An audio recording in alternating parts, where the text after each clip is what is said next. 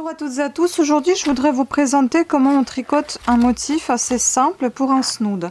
J'ai pas encore terminé mon snood, mais une fois terminé je vais vous le montrer en entier et je vais vous dire les mesures de ce snood. Déjà je peux vous dire que j'ai monté pour faire ce snood sans mailles avec les aiguilles numéro 4. Vous allez avoir besoin du coup des aiguilles numéro 4, d'un petit contrant s'il vous faut. Si après vous voulez pas compter les rangs, mettez au moins une épingle marqueur tout simplement pour savoir où est votre endroit, où est votre envers. Parce que le rang, le motif, vous voyez, il est assez, il est pareil de chaque côté. C'est pour ça que je l'ai choisi pour faire le snood, je trouve ça très joli. Donc on peut dire qu'il est réversible en fait. Donc là je vais retourner et vous voyez c'est tout à fait pareil de ce côté-ci. En fait c'est comme si c'était point de côte 3 sur 1 mais en décalé. Donc le fil avec lequel je tricote c'est celui-ci, c'est le fil Amazing Cake, je crois que ça s'appelle, ah non c'est UFO. UFO Specials que j'ai acheté chez Action. J'ai acheté juste une seule pelote, elle me plaisait pas du tout, elle s'est retrouvée par hasard en fait dans mon panier. J'ai oublié de la retirer mais finalement vous voyez le résultat est très très beau, j'aime beaucoup ça. Donc je vais vous montrer le motif comment il se présente et je vais vous présenter en fait c'est seulement 2 rangs que vous allez répéter 2 rangs et 4 mailles. Donc c'est vraiment pas compliqué, c'est très facile à faire. Le motif il se présente comme ceci, bien évidemment j'ai froissé ma feuille. Donc les traits horizontales ce sont les envers et les traits verticales ce sont les mailles à l'endroit.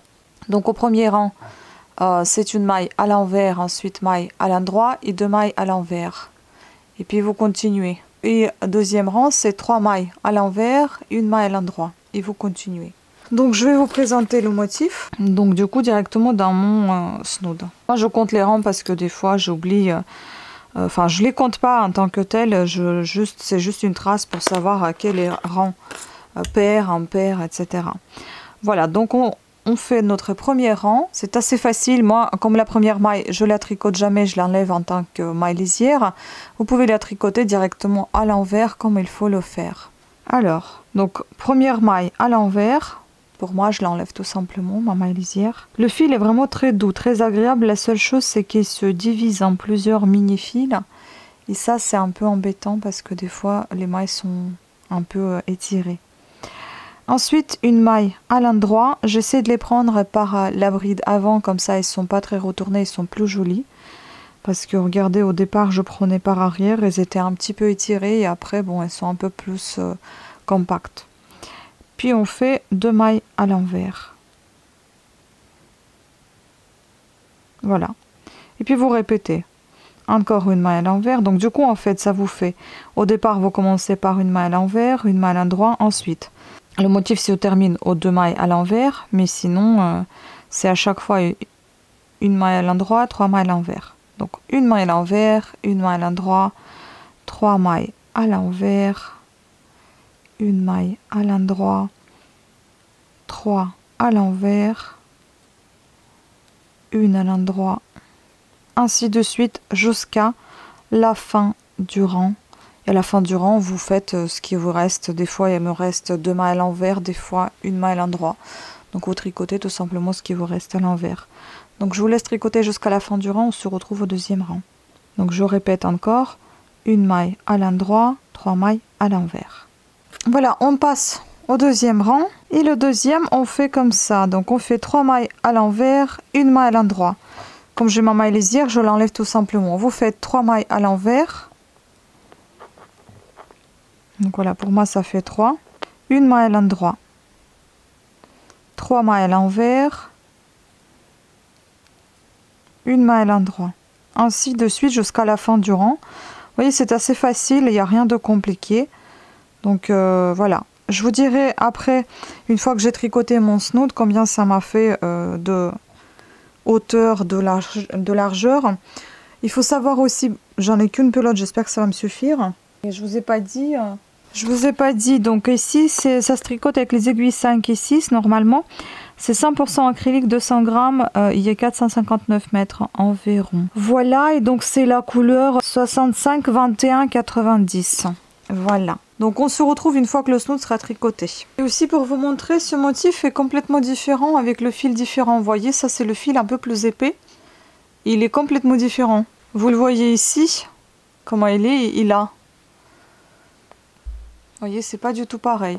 Enfin, ma caméra elle veut rien fixer, ça m'énerve. Je pense que c'est la couleur qui fait ça en fait. Voilà.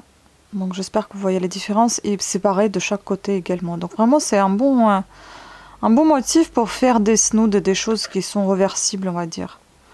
Voilà, normalement c'est des manchettes en fait d'un pull que j'ai repris. Vous voyez? Voilà. Alors, comme promis, voilà, je vous montre le snood terminé. Là, on voit la couture. Malheureusement, il faut que j'apprenne à faire des meilleures coutures. Je sais plus où est l'envers, où est l'endroit, parce que du coup, elle est un peu pareille de chaque côté. Et en fait, ce qui me pose problème avec ce style de couture, je pense que ça, c'est plutôt l'envers, en fait.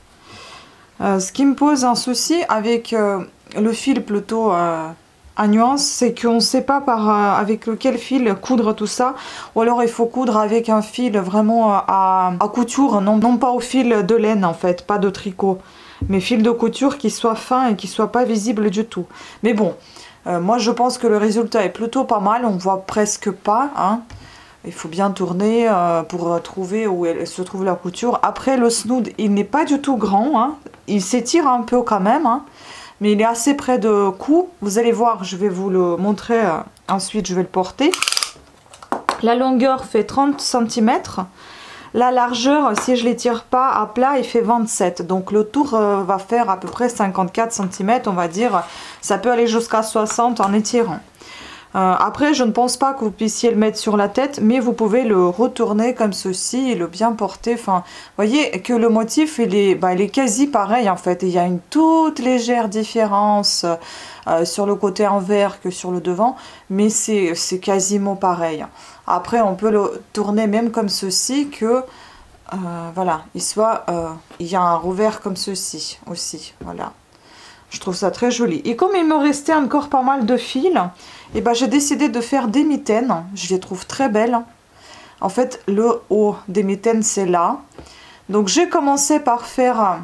Ah oui, il faut que je cache ça aussi. Ça se voyait pas. Donc je vais le cacher. Donc j'ai commencé par faire en fait, si vous voulez, le point de côte 1 sur 1 pendant 10 rangs. Au départ, j'ai monté 40 mailles. J'ai fait avec les aiguilles 3,5 mon point côte 1 sur 1 pendant 10 rangs. Ensuite j'ai changé sur les aiguilles numéro 4 et j'ai continué avec mon motif pendant 36 rangs. Et ensuite j'ai récupéré à nouveau les aiguilles 3,5 et j'ai fait point côte 1 sur 1 pendant 10 rangs. Voilà, donc c'était assez facile. Si vous voulez, je vous donne aussi les mesures. Elles font 20 cm de long, 9, on va dire 10 cm de large à plat, donc c'est-à-dire à peu près 20-22 cm de tour des mains. C'est vraiment très sympa. Après, j'ai tricoté tout ça sur 2 aiguilles. Pour avoir justement le même effet encore une fois de chaque côté. J'ai tricoté sur 2 aiguilles et puis ensuite j'ai fait la couture tout simplement que vous voyez ici. Bon, j'ai essayé d'assortir le fil qui soit plus ou moins foncé ici, pas blanc. Ici j'ai pris le fil un peu gris et blanc pour que la couture soit moins visible. Et donc j'ai pas travaillé le pouce, j'avais pas envie de le travailler, je l'ai laissé comme ça, donc en trou tout simplement, en cousant ici et puis là.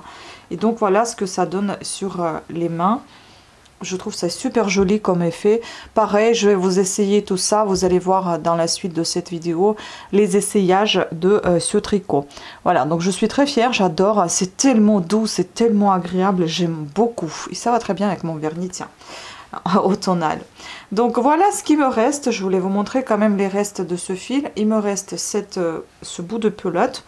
Et puis ces petites pelotes en fait, parce que j'ai dû, si vous voulez...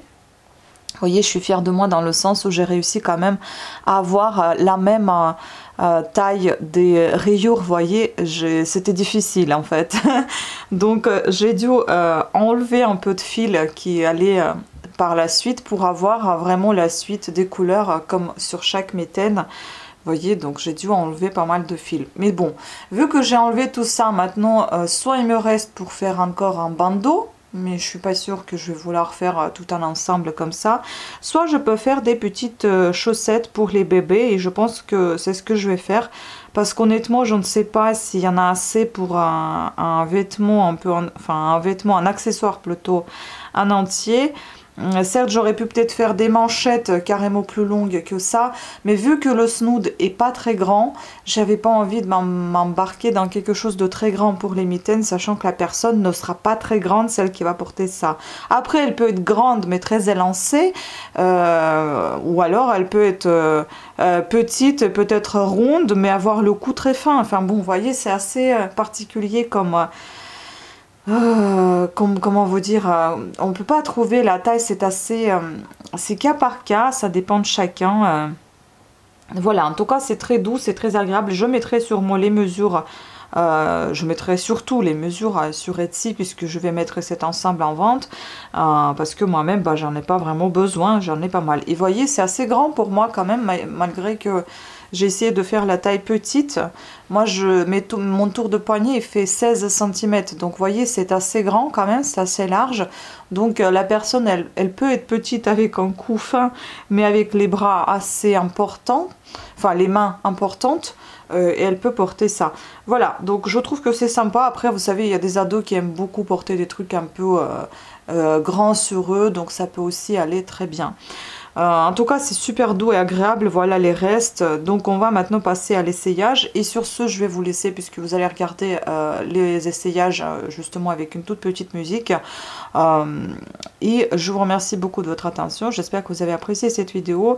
Abonnez-vous, mettez les pouces à haut, laissez les commentaires, ça me fait toujours plaisir. Partagez cette vidéo sur vos réseaux si vous souhaitez. N'oubliez pas de me taguer sur Instagram par exemple, parce qu'il y a des gens qui font ce que je fais et qui mettre qu'ils ont fait selon mon tuto, ça en fait toujours plaisir, les partages. Je peux également partager vos créations ensuite sur ma page Instagram également qui s'appelle Cat Sitter Tricote.